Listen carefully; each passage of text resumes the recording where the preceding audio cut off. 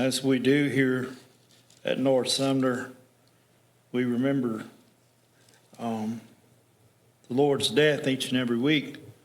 And this is the time that we dedicate during our worship service to the Lord's Supper time and reflecting our minds and thoughts upon those things as we sing songs about the Lord's Supper and in preparing our minds.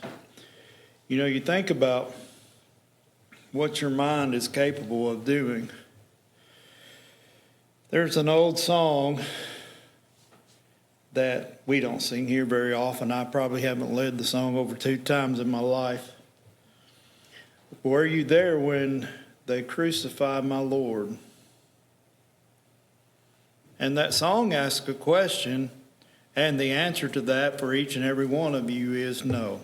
You weren't there. You weren't there.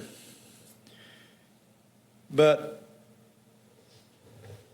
the Lord has instructed us through the Apostle Paul and his recording of the Lord and the Lord's Supper, the Lord's words in the Lord's Supper, in 1 Corinthians chapter 11 and verses 24. And let's look at that. And when he had took, start with verse 23. For I received of the Lord that which I also delivered unto you, that the Lord Jesus, the same night in which he was betrayed, took bread. And when he had given thanks, he brake it and said, Take, eat, this is my body, which is broken for you. This do in remembrance of me. After the same manner also he took the cup when he had supped, saying, This cup is the New Testament in my blood. This do ye as oft as ye drink it in remembrance of me. For as often as you eat this bread and drink this cup, you do show the Lord's death till he comes.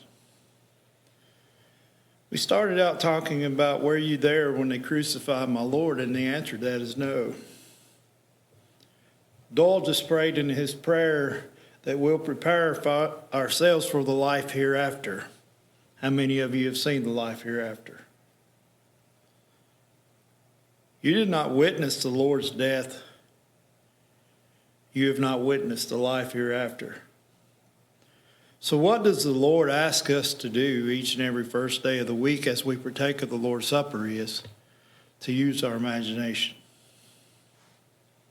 And it takes our imagination to think about heaven, and it takes our imagination to think about the Lord's death. Sometimes Christians will make the statement prior to partaking the Lord's Supper that we're here to remember the death, burial, and resurrection of Christ, in which the burial and the resurrection are very important, and we do recognize those things. But Christ didn't ask us to remember the burial and the resurrection during the Lord's Supper.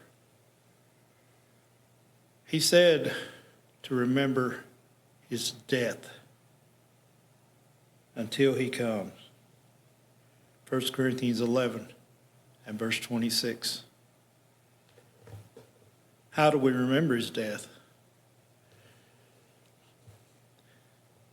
You might ask the question, and I'm sure we've all done this, especially if we're married or whatever, something that's happened within the time frames of our marriage or the time frames of our lives. You'll ask someone the question, do you remember? Do you remember so-and-so when so-and-so did this or so-and-so did that, or when this event happened? Do you remember going to a certain place at a certain time? And the person will respond, yes, I remember that. And it brings on a conversation. How was that person remembering that? The person was remembering that because of that person's involvement with that. Christ is asking us to remember something that we weren't there to witness. So it's important as we remember his death this morning that we take our minds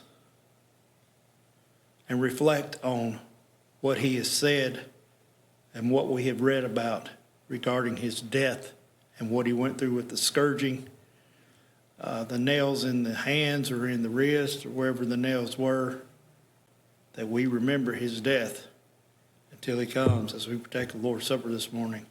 And that requires imagination. Let's prepare our minds and be ready for the supper.